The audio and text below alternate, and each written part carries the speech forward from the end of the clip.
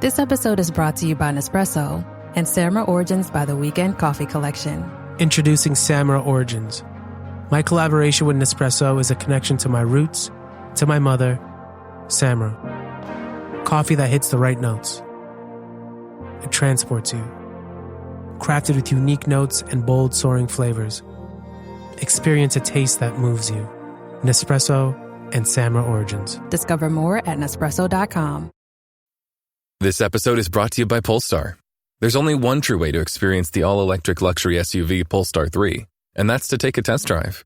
It can go from 0 to 60 in as little as 4.8 seconds with the dynamic handling of a sports car. But to truly understand how it commands the road, you need to be behind the wheel. Up to 350 miles of range, the 3D surround sound system by Bowers & Wilkins. It's all something you have to experience to believe. So book your test drive for Polestar 3 today at Polestar.com.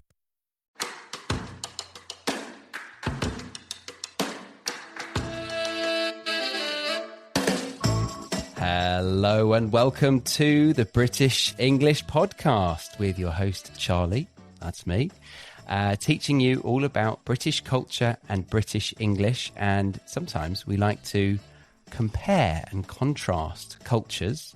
And right now I'm in Australia, I'm in Sydney, I'm down under, it's very hot, hopefully you can't hear the fans, and I'm in my...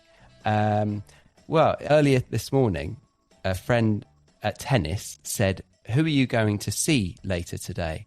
And I said, "My cousin / uncle." What would you say our connection is properly? Welcome to Sydney, Charlie. But how many times do I have to tell you, you are my first cousin once removed? First cousin once removed. Okay. Yes. So your first cousin is my dad. Yep. And I am the once removed generation.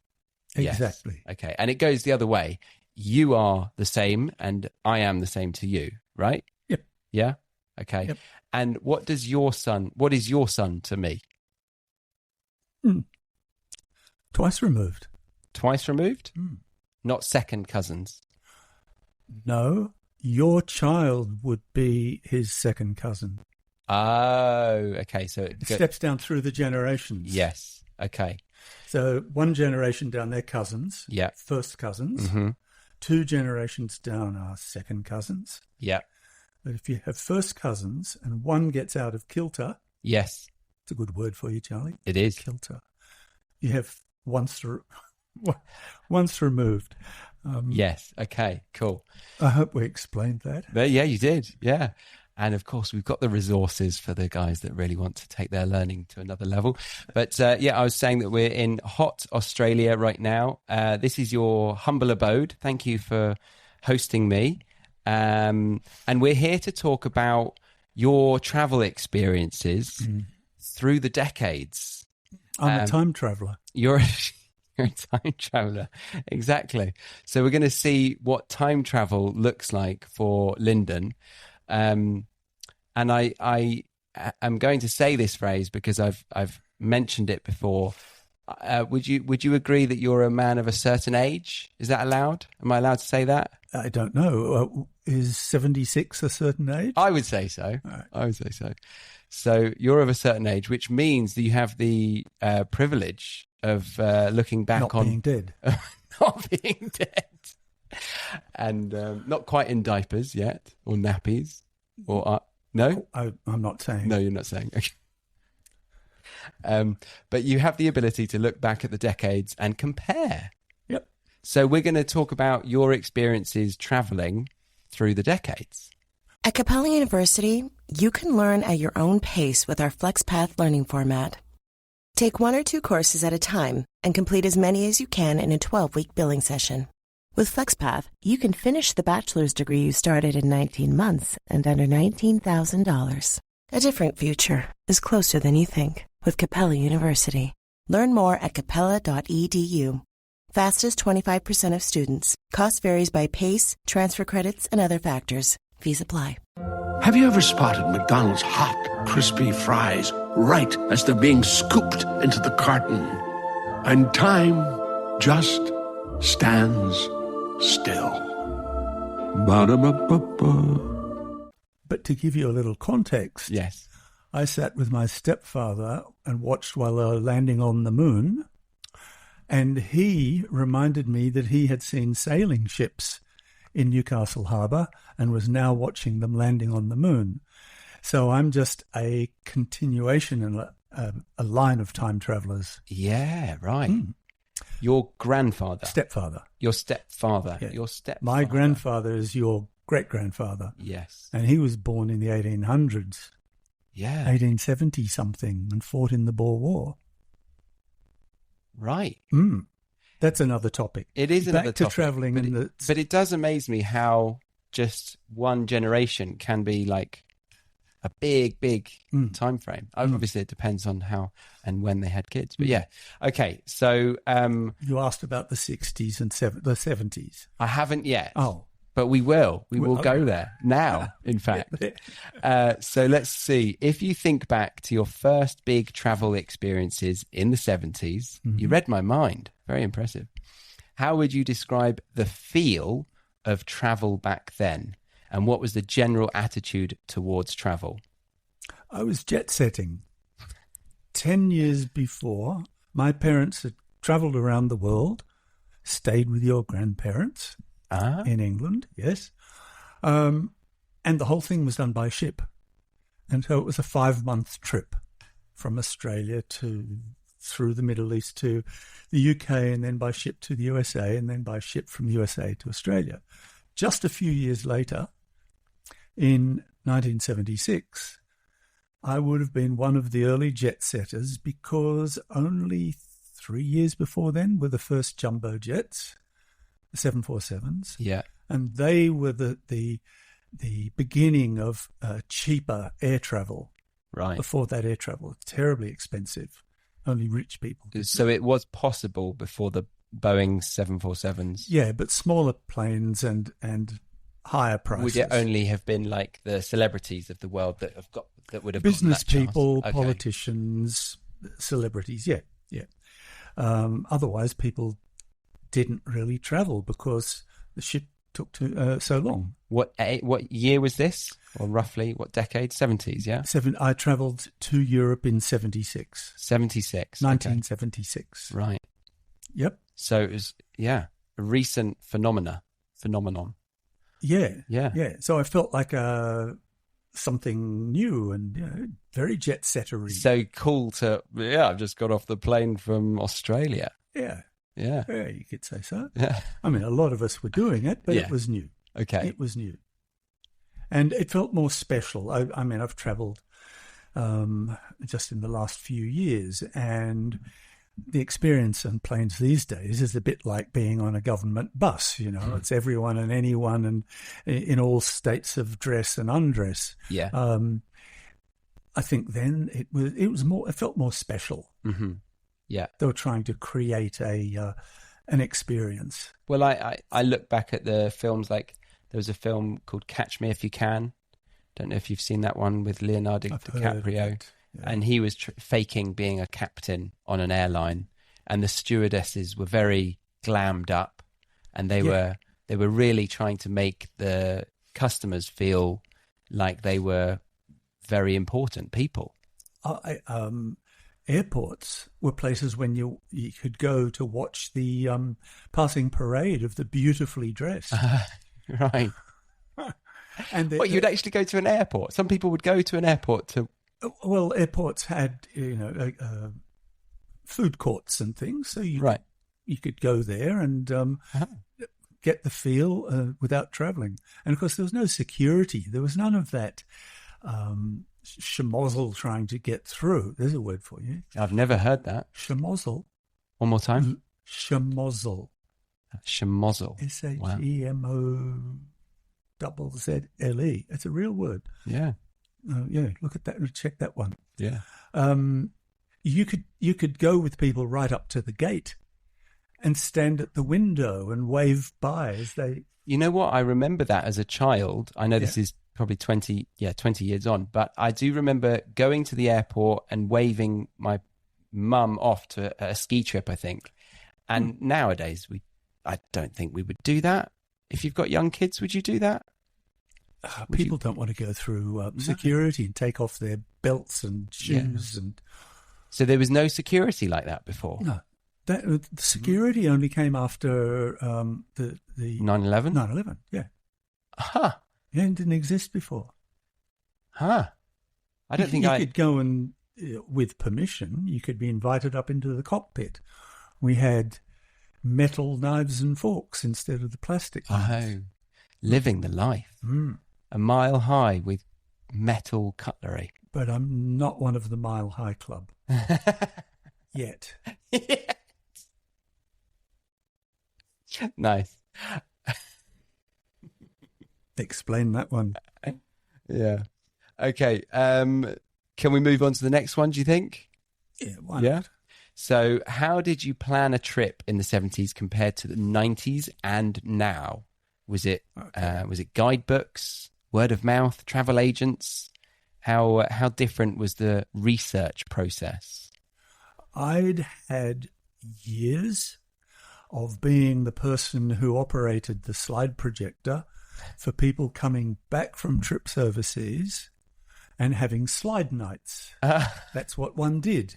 When you came back, you'd get all the friends together and you'd have a slide night, which could go on and on, or if they selected a nice set of slides, it was an amazing experience. Okay, so it wasn't an amazing experience. If they selected a good amount, it was amazing. Well, it was Technicolor filling up a whole wall of someone's living room. Okay. And I was kept amused and quiet by being the person that operated the slides. Yeah. And I could also keep it moving ahead rather than letting it droning on.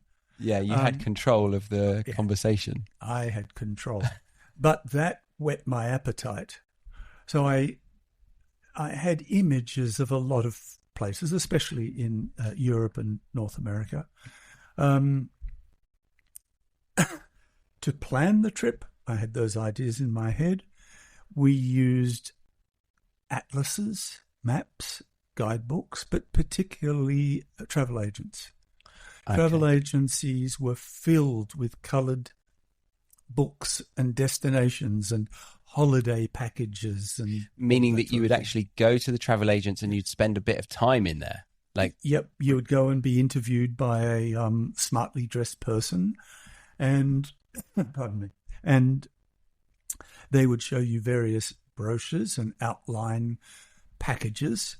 And so I chose a flight to Athens, then just freewheeling for a month, 2 months in Italy, and then I had a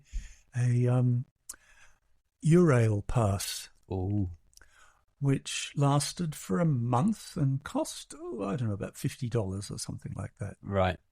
£25, roughly. £25, yeah, it'd be more now. Yeah. It would be a lot more now. Yeah. And so I just chose really the flight there and the Eurail pass. All my other travel and accommodation was not some package. Mm-hmm. I just freewheeled it, meeting friends in backpackers' hostel, meeting people in backpackers' hostels. Did you have any idea of like the restaurants or anything to that level that you would experience? No. Yeah, nothing. There were Lonely Planet. Lonely Planet. Lonely Planet's come and gone, hasn't it? I guess it's still online. I think, it is online. It hit big time, but after I originally travelled, back then it was, I think, Frommer, a fellow called Frommer, Arthur Frommer. He did a guide called Europe on $5 a day, which in today's terms would be about 70 Australian dollars, which is, Charlie, how many? Half, pretty much, 35 to 40 pounds. Yeah. Okay. That's pretty impressive if you're talking about accommodation, food, and travel all in one day. Yeah. Yeah. Well, youth hostels were pretty cheap. Yes.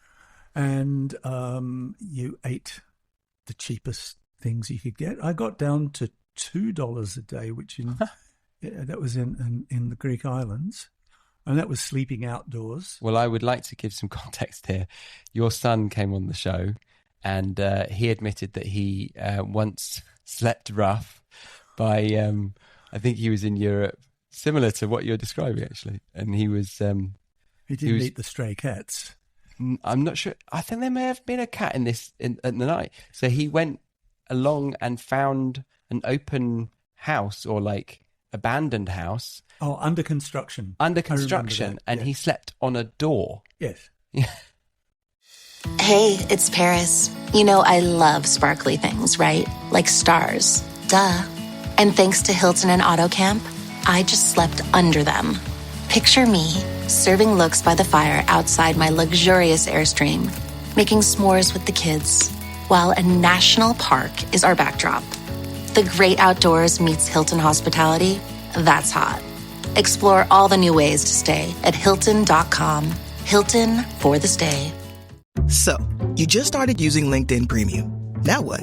Well, on your premium company page, you noticed around 7.5 times more page engagement and 5 times more page views. Well done. And now, new clients are messaging you. All because you're using LinkedIn Premium, which helps you get the business growth you want. Think big, small business. Think big. Start your free trial at linkedin.com/premium small business. That's linkedin.com/premium small business. The door was as you do. on the floor, Yes. and he was like, that looks like a good bed. And that's where the cat came in. And that's, because he got woken up by it. Yeah. So he likes to sleep rough. You like to sleep rough. So you can do it for $2 a day. I don't know whether he likes to sleep rough. He likes not to spend money. He likes not to spend money. Mm. Yeah. He gets a real kick out of it, I think. Yeah. Okay. Yeah. So Lonely Planet was post your travel experience, your immediate travel or your first travel. Guidebooks used to be the heaviest item in our luggage. Ah. Remember, there were no battery packs, no computers, no iPads, no phones, none of those heavy things. I'm just trying to think what I would pack then. Sleeping bag. A sleeping bag? For the youth hostels. Oh, right. A sleeping sheet, which you had to have for the youth hostels, rolled up. 2 pairs of pants, some jeans, and something a bit smarter. Sorry, as in pants, underwear? Yeah. No, trousers. Oh, trousers. Okay. Pants in Australia, trousers in the UK. Okay. And, a limited number of required underwears. Yeah. Some T-shirts, a collared long sleeve shirt, and I had I think it was a light denim jacket, which allowed me to attend a wedding. When you were there? Or dress it down with shorts and so on, or provide a little bit of warmth. Yeah. So traveling light. Can you remember the first bit of technology that you owned, that you traveled with? Mobile phone. A mobile phone. Okay. Yeah. And that's not until the 90s. The 90s. Yeah. Yeah. I think I had a Game Boy quite early on, and I was born in 1990. I had I'd forgotten. I can't remember the name for it. It was a thing with a screen with a P something A P something like that, a stylus. And yeah, you could put contacts. Yes, and send. You couldn't send emails, but you could synchronize when you got back to your computer. Yes. So calendar and contacts. PDA, a PDA. I was hesitant to say that, but personal digital assistant.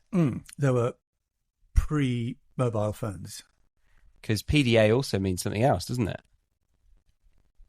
Something to do with too much PDA. Harry and Meghan.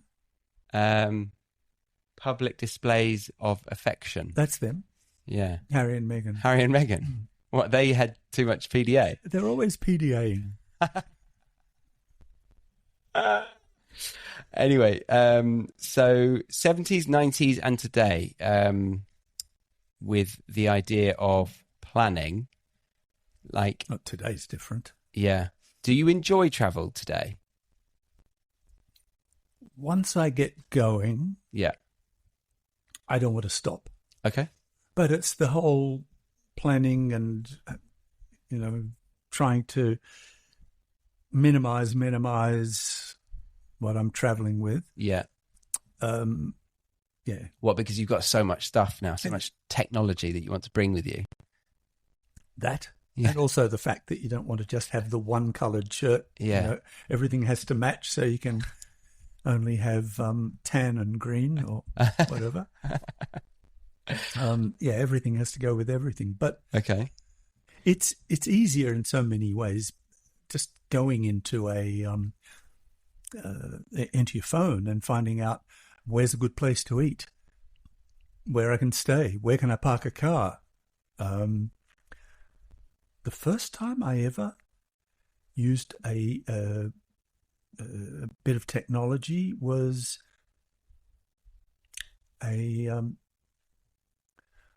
BlackBerry.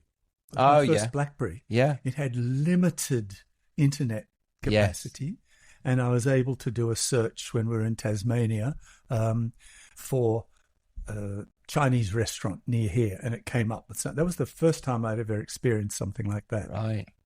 And that's in the 90s. Yeah, that's... Was it the 90s? Not the 90s. No. Blackberries were around when I was at uni. That was the end of them. So that was 09 to 12.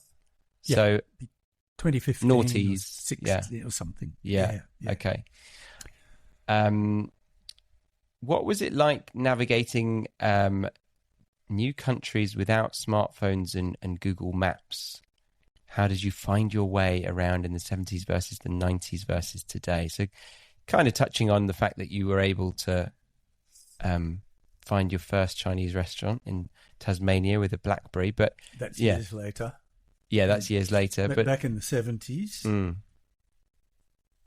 on the plane, I got chatting to a fellow. And that wasn't frowned upon, to chat to somebody on the plane? No. Do you think you're walking up and down the aisle trying to get exercise and stretch the legs, and got chatting, and so met someone who was also the whole plane was going to Athens, but we both spoke English, were from Australia, and didn't know where we were going to stay, and so we decided that we would team up to find somewhere to stay.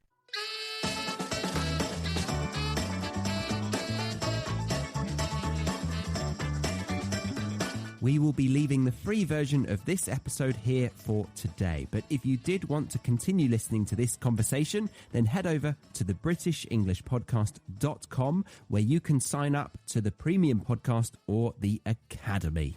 The Premium Podcast gives you the ad-free version with transcripts, a full glossary and flashcards, whereas the Academy gives you all of that plus a whole lot more, including vocab video lessons, writing assignments, and weekly Zoom classes. But if you were just here for the free version of this episode, then I thank you very much. Congratulations for getting to the end of this part, and I hope to see you back here next week for another episode. I've been your host, Charlie, on the British English Podcast.